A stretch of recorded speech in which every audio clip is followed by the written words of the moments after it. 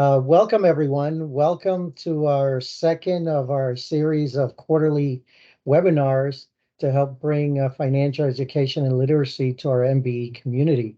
We thank you. We appreciate taking your valuable time from your daily agendas to join us. But I think it's worthwhile to help you understand a little bit better as to how to understand in this particular agenda as to how to understand the financial condition of your company, the importance of understanding the financial condition, and we're going to go over balance sheet basics, some income statement basics, and then we'll talk about some key takeaways and have a Q&A session at the end.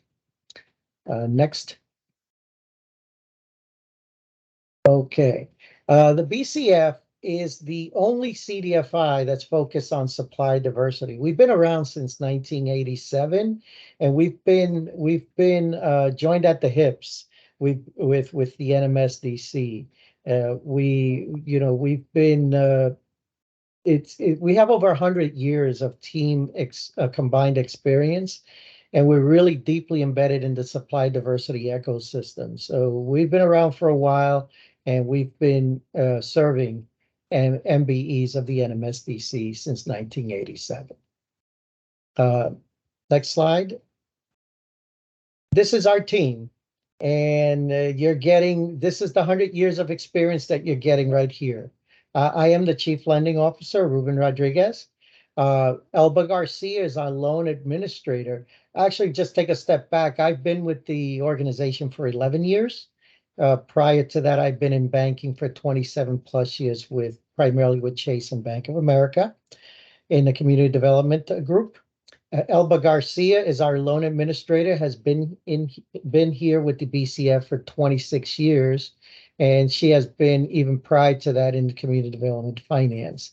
Camila Lejeune, our director of small business lending, has been in community development for 10 years, and Jobert Richards is our senior loan underwriter, and he's been 6 years in commercial real estate finance. I left An Phan out for last because An just recently joined us, and he's our chief programs officer. He's got like 19 years of consumer and small business lending, so he's really brings a lot of knowledge and a lot of experience.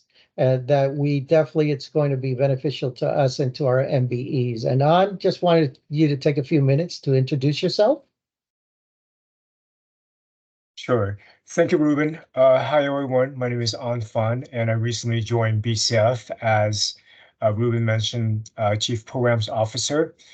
In my role, I am responsible for launching and developing programs for the Diverse Supplier Finance Institute. Aiming to empower MBEs like you to access corporate and government contracts through targeted training, capital access, and networking opportunities. Prior to BCF, I was the head of consumer lending at two fintech platforms. And before startups, I spent over a decade leading enterprise initiatives and managing products in small business lending at Citigroup and Wells Fargo. Really nice to join our team, and I look forward to working with all of you. Thanks, and over to you, Ruben. Okay, thank you. And to kick off our literary series, right? The importance of understanding your business financial condition. Camila Lejeune will talk about why is it important. Thanks, Ruben. So we want to make sure everyone understands that the financial statement component cannot be understated. This is really what tells the story of your business, and it's our job as lenders to understand what that story is. So we want to know what's behind your numbers. In general, the two things that we would recommend for any MBE that's considering growing or scaling is have a good accountant. It makes all the difference. You want to have clear and concise numbers and be able to understand where those numbers are coming from, because 9 times out of 10, a lender or an investor is going to have some type of question, and you want to be able to provide provide good answers and understand why we're asking those questions and where those numbers are coming from. While all of this is very important to us, it's equally, if not more important to you as the MBE. Not only do financial statements have to be something that you should do for just good practice, but they help you understand the financial health of your business. You sometimes get lost in the everyday workings of your business. You think sales are doing really well, but sometimes not until you sit down and look at the numbers do you really understand, like, okay, what's selling, what's not selling, what services are doing really well. So with that, it also helps you strategically make decisions that make sense for your business. Maybe you want to scale back something, or you want to spend more time investing in a new segment. All of that is very important. And it also just helps you understand like how much you're able in terms of debt or equity to take on and what you can afford. From a lender perspective, these financial statements are key to help us determine what we can provide you in terms of a loan, what can your business comfortably support, and also shows us how much you as the owner have invested as well. Typically, we'll ask for the past 3 years of your financial statements because we look at year-over-year data. We want to see how you're trending, and that's something that you can expect from any lender or any investor that you might be working with in the future. And just as a note, we look at the big picture. So the financial statements are very integral and important, but it is just one piece of a larger puzzle. We'll also look at the experience. We'll look at your industry, your personal credit. All of these things wrapped into one go into how we assess a loan request. And at the very end of the day, we just want to make sure that we're setting you up for success and providing you with what you need to grow and evolve. Next slide. All right, so we're going to just hop into the balance sheet basics here, otherwise known as a statement of financial position. At a very high level, the balance sheet reflects an organization's financial position as of a specific date. So it is a snapshot of your business's financial health at a single point in time rather than a period, which is more known for the income statement. And typically these balance sheets are prepared maybe at the end of every quarter, also annually. So it can really be as of any date. And in general, it is comprised of 2 columns. On the left, you have your assets, and then on the right, you'll have your liabilities and owner's equity. So that little formula at the bottom is kind of the essence of the balance sheet. Assets equal liabilities plus owner's equity. So assets, to like high level, what you own. These are current assets, non-current assets. Can you go back just real quick? And then you have your liabilities, which are what you owe. Also can be in the form of current and non-current. And then you have your equity section, which is what is your investment value? How much, like what's your skin in the game? What have you put forth in the company? And it's typically reflected in terms of stock and retained earnings. Okay, next one. Okay, as we just kind of discussed, there are 2 types of assets. You have your current and non-current. Current assets are anything that can be converted into cash on hand within a year. So this includes items like your marketable securities, cash, accounts receivable, which is money owed to your business for services completed or goods delivered. Also can include inventory, whether it's a completed product or raw material.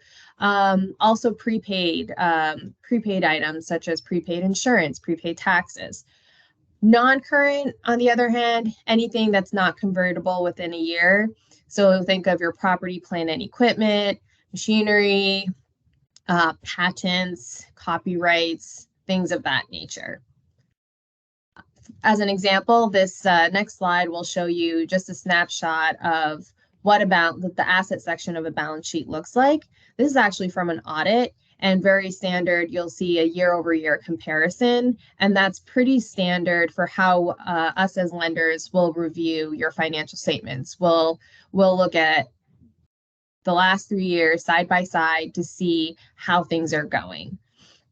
In this example, you'll see that a majority of the assets are current assets with a small portion in property, plant, and equipment, and due from affiliates, which is also money owed to the business, but usually held at another firm or kind of like an intercompany receivable. So to dive into the liabilities, also similar to assets, split into current and non-current. So on the current side, you have anything that's due within the year. So think your credit cards, accounts payable, employee salaries, and your current portion of long-term debt. So if you have a loan and it may be 60 months, the first 12 months of your payments would be considered current, and the rest would be non-current. Non-current liabilities also includes like real estate loan, vehicle loans, equipment leases, anything that's longer than that 12-month period. So in the example snapshot of the liabilities portion, you'll see like the current maturities of long-term debt at $349,000. So that represents the 12 months. And then everything that's old, like that's 13 months and beyond, is reflected under long-term debt. All right. And now I will turn it back over to Ruben to kind of walk you through the equity section. Okay. Thank you, Camelia. The equity section is really what your investment is into the business, and what has been accumulating, that what was your original investment and what has accumulated or what has been a deficit since then. So it's kind of running, and it's really showing what you have done throughout the years. So has the business grown in value? Has it shrunk in value? So this is a really good section, helps you understand where you stand personally, your investment. Has it gone forward or has it gone backwards? And so really what you're looking for here is because your owner's equity is really your assets minus your liabilities. That is your owner's equity right there. And it's reconciled at the end of every reporting period, usually at the end of the year. And it's reconciled based on retained earnings. Either you're going to have positive retained earnings, your net income, and it will add to your retained earnings either positively or negatively. So this will balance out your assets and your liabilities, and that's why it's called a balance sheet. Next slide. This is an example of the equity section of the balance sheet. In this particular balance sheet, it says deficit, but really that's really it can be called deficit or it can be called your retained earnings. And that's either going to be displayed as a positive number or a negative number. In this particular case, stockholders' equity is $501,000. And it's balanced out between total liabilities and stockholders' equity. So the $3.8 million is what your asset amount is. So you can see that the assets or the equity in the business grew from 458 to 501. So that was substantial growth in the company. Next slide. Key balance sheet ratios. These are the ratios that the lenders look at. Very important because this is really a measure on really the liquidity of your business. We're measuring the leverage of your business, and I'll talk a little bit about leverage a little bit later on, and how much working capital you have right now. So the liquidity measurements are pretty straightforward. Your current ratio, which is your current assets divided by your current liabilities. And that number should be 1 to 1 or higher. If it's a negative number, if it's below 1, then you have no liquidity. So that's the first measure, and that's really all your current assets. We have another ratio called a quick ratio. Another name for it is called asset test ratio, which is really the assets that you can convert to cash immediately, which is your accounts receivables and inventory, divided by your current liabilities. And that ratio can be a little bit, that can be a little bit different than your current ratio, but it really says, immediately in the next, couple of days, I can convert these assets into cash. So that really is like a quicker test to see how much your liquidity is. And then your working capital is pretty much your current assets minus your current liabilities, and that shows us how much working capital you have right now. There's another ratio that we look at, and these are the primary. There are other ratios that we can look at, but these are the primary ratios that we look at. Sometimes if the business is heavy in inventory, then we'll look at the inventory turnover ratio. So there are other ratios that come into play. But a leverage ratio is a big one because it's your debt to equity ratio. It's your total liabilities divided by total equity. And we really generally, as a rule of thumb, we don't want that to be 3.5 times higher. So we don't want your debt to be more than 3.5 times higher than your liabilities. And that's important because you've probably you've always heard that you're highly leveraged. Probably banks have told you that.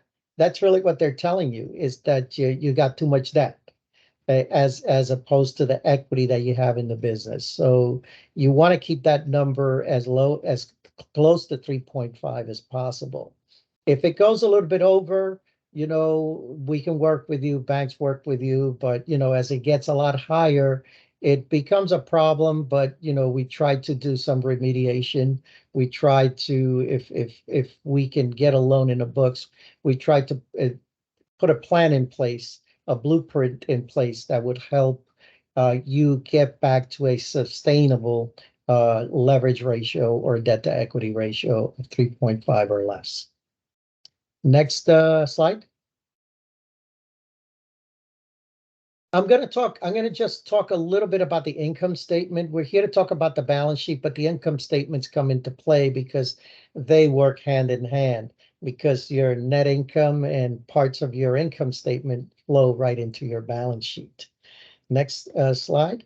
Okay, and your income statement is, the regular operating revenue, non-operating revenue. You have your cost of sales, which is really, what is going to cost you to sell your product. And this will eventually get to your gross margin, which is your revenue minus your cost of sales. Okay, and that's your gross revenues, but we calculate a gross margin from there. Your expenses are, straightforward. Salaries and wages usually are the largest expenses: rent, supplies, office expenses, marketing, professional expenses. And the general idea is that we're going to look at 3 years and we look for trends in those expenses.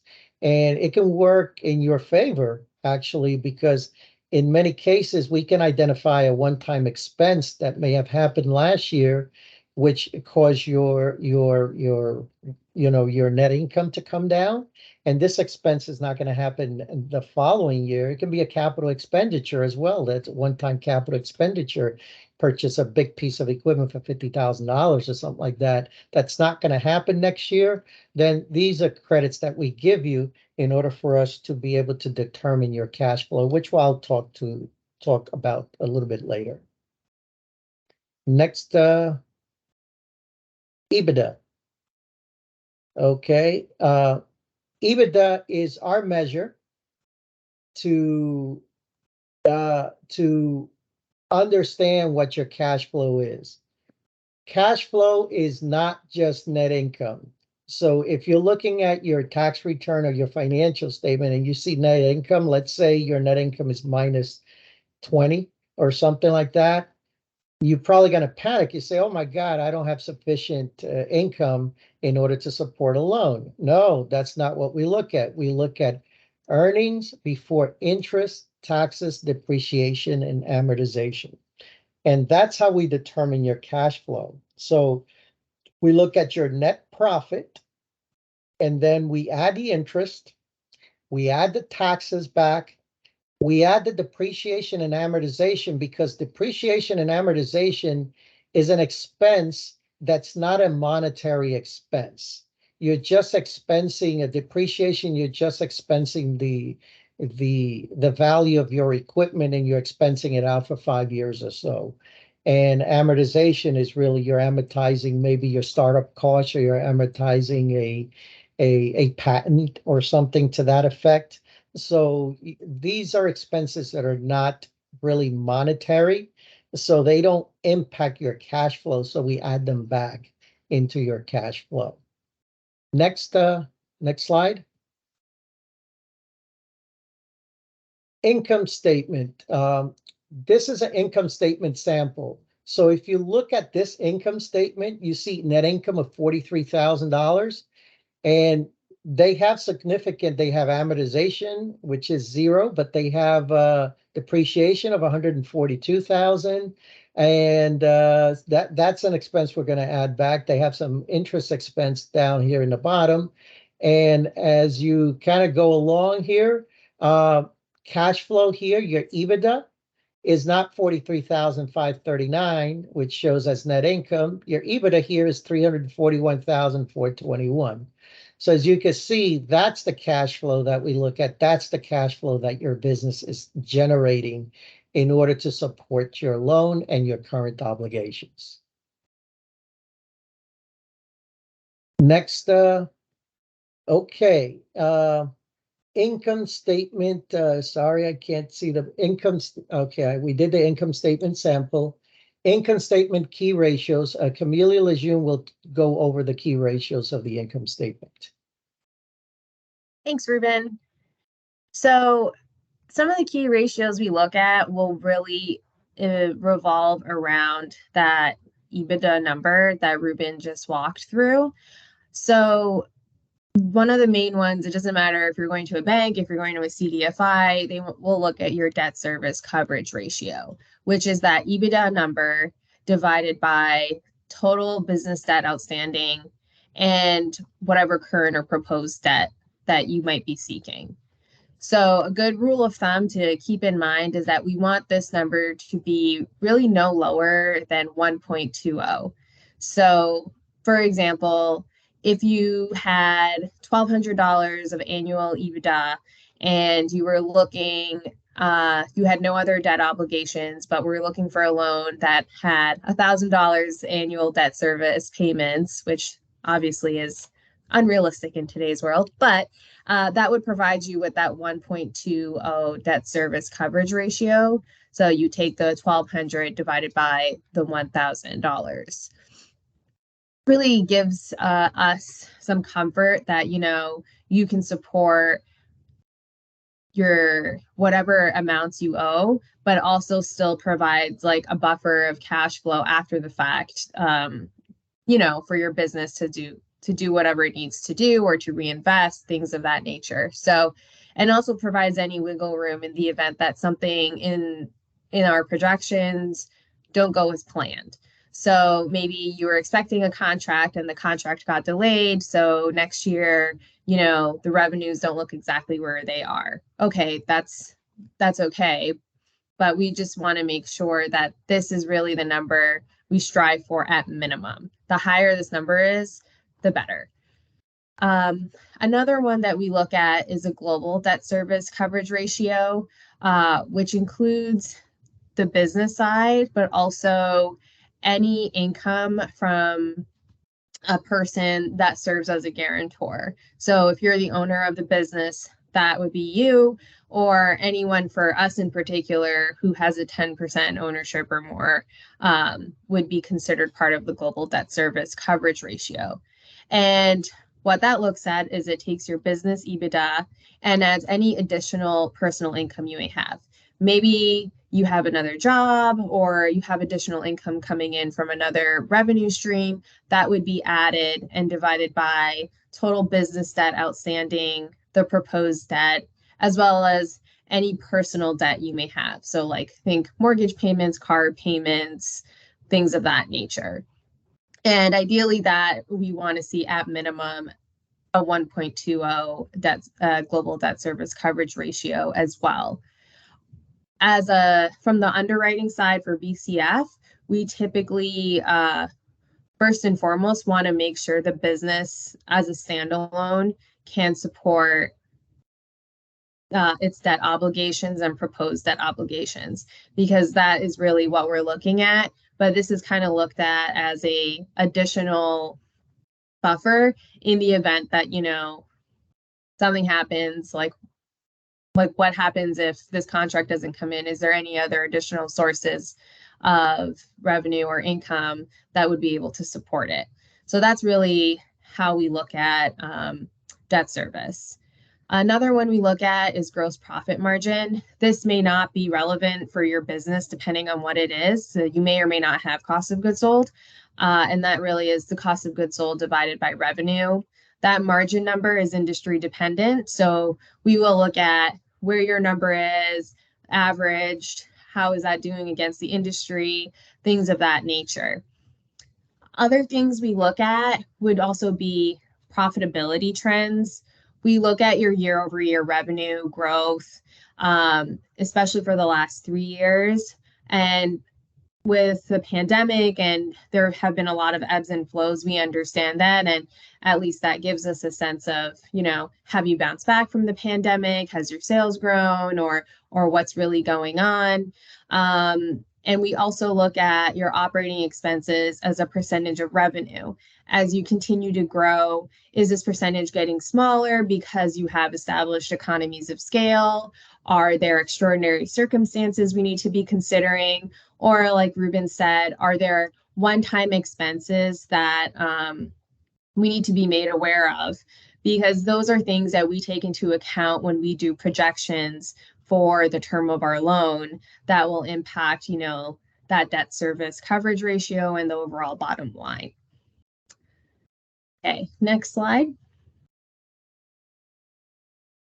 All right, so we talked about the balance sheet, we talked about the income statement, and just some key takeaways we wanted to note include, while this is a very important function and it is imperative that every MBE takes the time to do this because it is important, we do look at the entire picture when you do apply for a loan. So we look at your financials, but we're also looking at all the other components that make up your business. Another thing I want to note is a good personal credit score does not result in automatic loan approval. It does help if you have a good credit score, but if your business is showing year-over-year net operating losses, your EBITDA isn't where it needs to be to meet something like a 1.20 debt service, it now might not be the right time for a loan. And those are things to consider because, again, we're looking at the entire picture when making a decision to approve a loan. And fundamentally, we want to make sure that the business can repay debt from its cash flow. Like I said, with the ratios, we want to make sure that the business as a standalone has enough cash flow to meet that 1.20 debt service coverage ratio. And BCF as a CDFI, we want to make sure that when we make loans, we're doing it in such a way that it is in your best interest and will set you up for success. We don't want to put you in a position where you're pinched or would, you know, we want to make sure that this is something that's going to help your business grow. It's not going to be a Band-Aid. It's something that will continue to elevate you to take on more contracts and provide you with the capital you need to grow. Next slide. All right. And with that, if you are interested, some of the financial documents that we'll ask in general right off the bat will be 3 years of your business and personal tax returns. whether you file them separately or everything's in a 1040 with the Schedule C. We will ask for that. We will ask for business bank statements, 3 months for loans up to 100,000 and 6 months for over 100. And also we'll ask for the last 3 years of your balance sheet and income statements. I will say too, we have a webinar we did in September that really goes into our loan process, how to apply, walks through all of those steps. And we'll put up a QR code at the end that shows, that'll take you directly to that link if you are interested in learning a little bit more on our eligibility requirements and things of that nature. Next slide.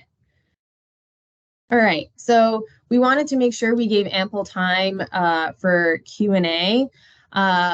I know we got some questions in the chat, so we'll be responding to those. Also, if you're comfortable, feel free to unmute and ask your questions. And we will be sending out the slide deck and the recording early next week so that everyone can reference back to it or share it with folks that they think might be interested in tuning in. All right. So with that, I think we can open up for questions. And Jobert, can you just put it to the next slide, which has all of our contact information and the QR code for the webinar? Yeah, thanks.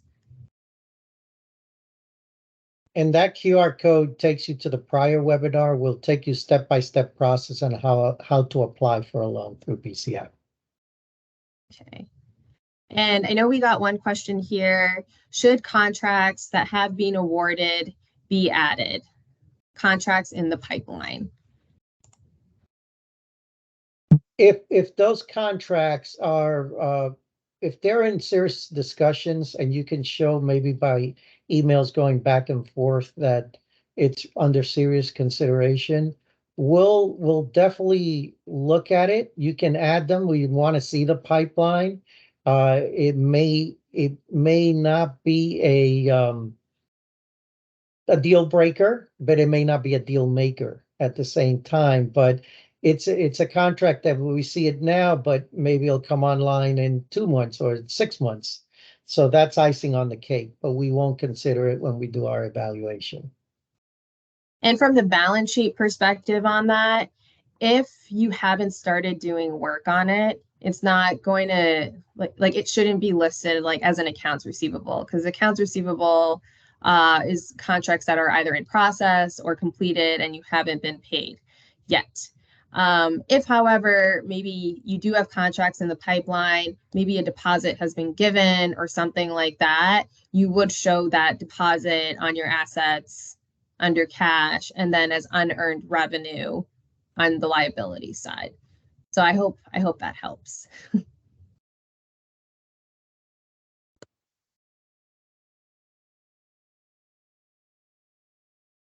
Any more questions on the chat?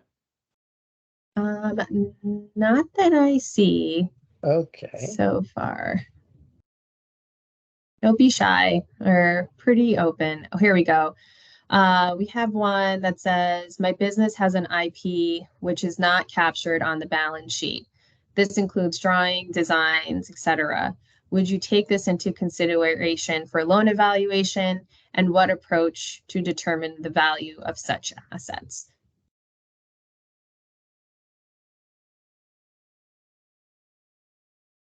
I guess they'd have to clarify the question in as to the IP. Maybe we need a little bit more clarity. Maybe you should just reach out to us, because this sounds like to be more individual to your business. So just reach out to one of us, and we will get back to you and we'll chat with you a little bit more, and we can answer that question to you that pertains more personally to your business.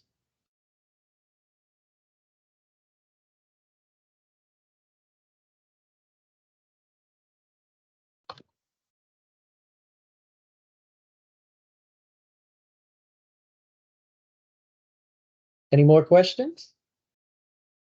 There's got to be some questions.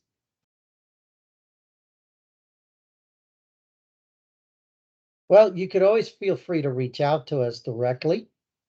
Just contact us at loans@bcfcapital.com.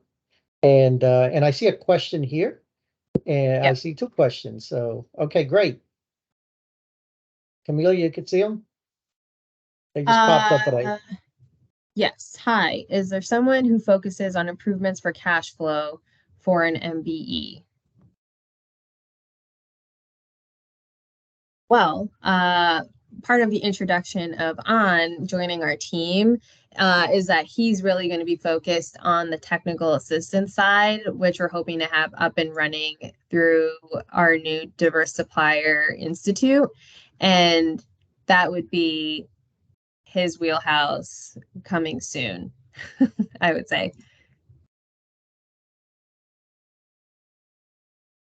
And then feel free to chime in. Thank you. Maybe you can reach out to me directly after this call as well. And the second question we have here is, you mentioned to get a good accountant, how to choose the right one. Okay. It might not be the first one that you end up working with. It might take a couple. I would definitely try and find someone that knows about your industry. Different industries have different reporting requirements. We'll also be showing things on your balance sheet and income statement differently.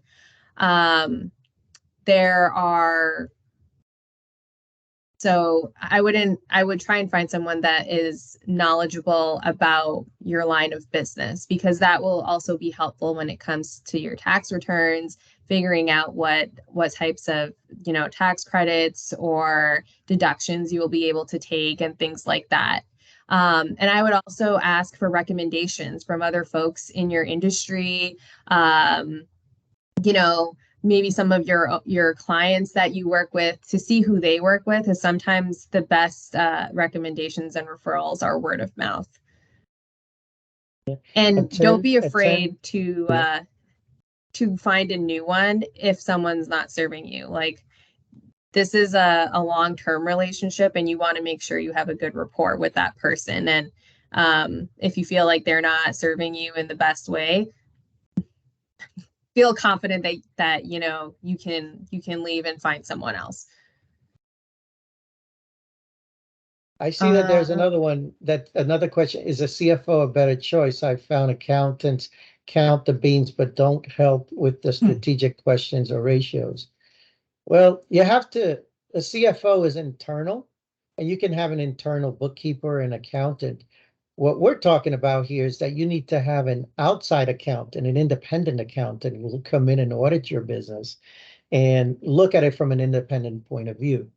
Because a CFO is going to be an internal, so you're definitely going to have an external who will do your taxes and your financial statements if you need financial statements done. So just distinguish between internal, which is a CFO or bookkeeper, and external, which would be a CPA.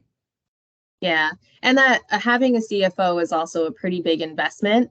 So you want to make sure that you're ready, if you're ready to bring someone on, that it's the right time. So also keep that in mind too.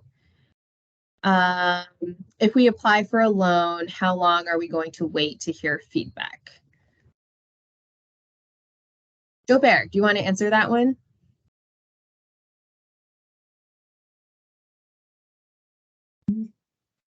Sorry, 1 second.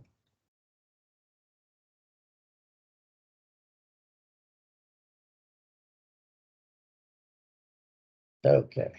There we go. So we try to address everyone's loan requests as it comes in. So what our first process is doing is kind of looking at your financials out of first pass and see what whether or not you can support kind of your loan request initially, and then we'll reach out to pull credit reports and things of that nature to make sure that we can address any other concerns or make sure that your loan request is going to be able to be supported.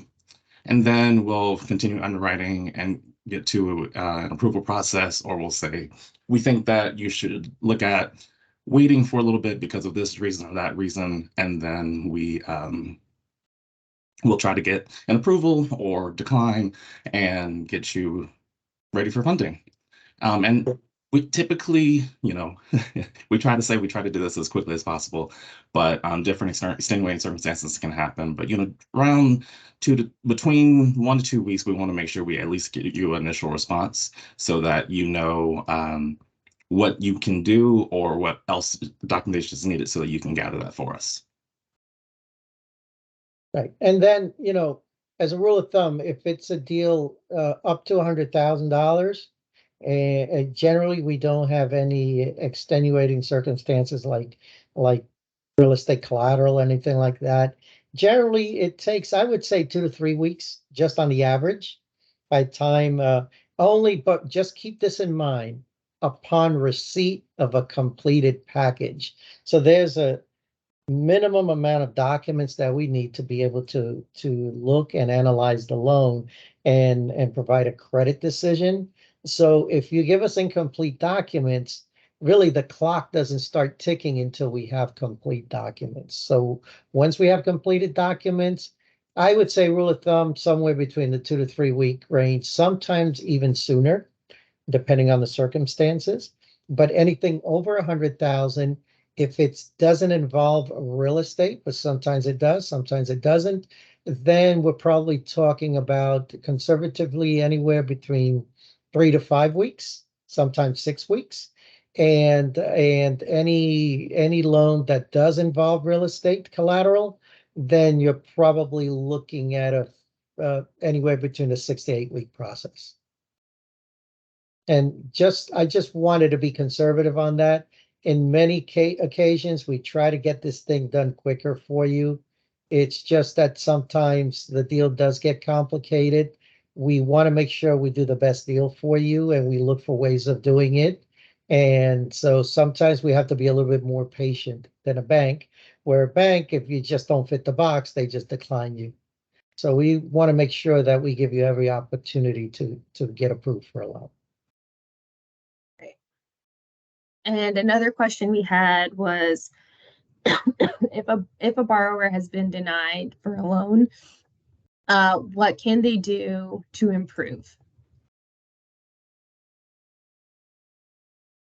One thing I will say on that is, with every denial, because at the end of the day, sometimes there are things that are beyond our credit policy, or we may not be able to fully commit to at this time, but we try and provide you with the reasons for the denial. We're not just denying you right out. We're telling you, like, these are the things that we think you need to work on in order for us to turn the denial right now into an approval. We have some borrowers that, we tell them right now is not the best time for you. What we need you to do is X, Y, and Z, whether it's help, like whether it's making consistent payments to get their credit score back up because certain things are delinquent. We want to see like consistency in monthly payments. That's one. Sometimes it's like net operating losses, where we want to see like a couple contracts that might be in the pipeline that haven't really come through yet. We want to see those contracts underway. Or net operating losses. Maybe we want to see that we need to see a year. Maybe you're still showing not a net operating loss, but you're trending in the positive direction. So we try and give you steps to take. And one of the benefits of having On part of our team now is to have a designated space to refer borrowers to do exactly that, to work on what they need to work on, whether it's cash flow thing or a credit thing, so that they can come back to us and are ready to rock and roll. I don't know, Ruben, if you wanted to add something. No, you said everything that needed to be said. So Okay.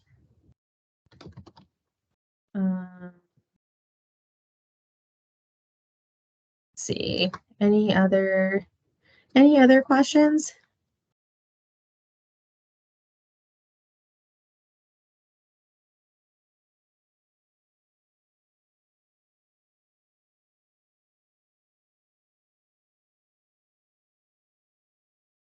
Don't be shy, but just reach out to us if it's something that's more personal to your business and you don't want to say it in this forum. So just reach out to us and we'll do one-on-one. Yeah, our team will stay on for the next 5 minutes or so in case you want to ask a question. But if there are no more questions, I think, we can give everyone back. Ah, here we go. Okay. Let's see. What are the different loans that are available to MBEs? Generally, there's just they're term loans, right? It's either going to be a short-term term loan, which would be up to 36 months, or long-term term loan, which would be up to 60 months. So it's either 3 months versus 3 years versus 5 years. And those loans are only offered in a term as a form of a term loan up to 100,000. So from 5,000 to 100,000, we will only offer term loans. Over 100,000, we can offer a term loan or a line of credit, or what we call it is called a borrowing-based line of credit, where the asset would be the account receivable, good quality account receivables, where we would be keeping track of those receivables on an ongoing basis just to make sure that we have proper collateral coverage throughout the loan period. It is a line that renews every 12 months, and there is a renewal fee of 1% every 12 months. And it's designed to help you on a short-term basis. So you're waiting on 100,000 of accounts receivables in the next 6 weeks. You tap onto your line, and when the money comes back, you literally put it back and you have the monies available for you to draw down in the future. So it's really a short-term cash flow need, and you should not be using it for long-term needs. So if you're going to buy a truck, or you're going to do some leasehold improvements or something like that, then we can look at a term loan or a combination term loan and line of credit. So really, those are the products that we offer. If we determine that factoring is the better option for you, we do have a factoring partner that we bring you on board, and in many cases, we can actually participate with them in order to give you a lower blended rate. But generally, those are the products that we offer. And I'll also mention that right now we still have funding available for NMSDC certified businesses, an ITT loan up to $15,000. That's a term loan for 3 years at 3%, that can be used for anything IT related. The turnaround for those are fairly quick. So if that's also something you're interested in, I would say definitely use the apply link and fill out an application, as we're trying to fully deploy those funds. So I just want to make sure we mention that one too. Funds are limited, so you got to get in, because once we run out of funds and your application is in the queue, we would not be able to offer that 3% rate.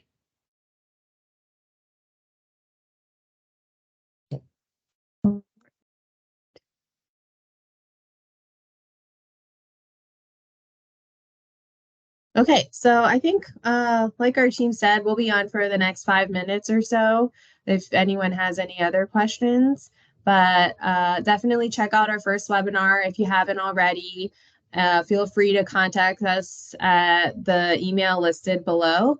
And thanks for taking time this December before the holidays. I know things are crazy, to learn a little bit more about the financial statements and how we at BCF utilize those statements for our review. Yeah, our team thanks you, and we wish you a happy holiday and a good end to the year. Thank you, Camelia. Happy holidays, everyone. For those folks still on, you can scan that QR code and if you did not join us in the prior presentation that we did in October, I think it's good. It's a good webinar because it really brings you through the application process. So I definitely encourage you to look at that. If you feel that you're ready to apply, then I would look at that webinar first and kind of get you make it smoother for you, help you understand better, and make the process smoother for all of us. One of the challenges that we have is that many borrowers apply but never upload the documents or don't upload all the documents and then are wondering what's going on with the application. When we do receive an application, if we see incomplete or no documents uploaded, we will reply to you and via the application portal and would indicate that, hey, you need to upload your documents or you still need to upload more documents. So that's the biggest challenge we have. So if you just be mindful that you should upload everything that's required for the loan amount that you're applying for. Okay. 1:55. So All right. I- I think we can end 5 minutes early here. And thanks Okay. everyone for your time. thanks everyone.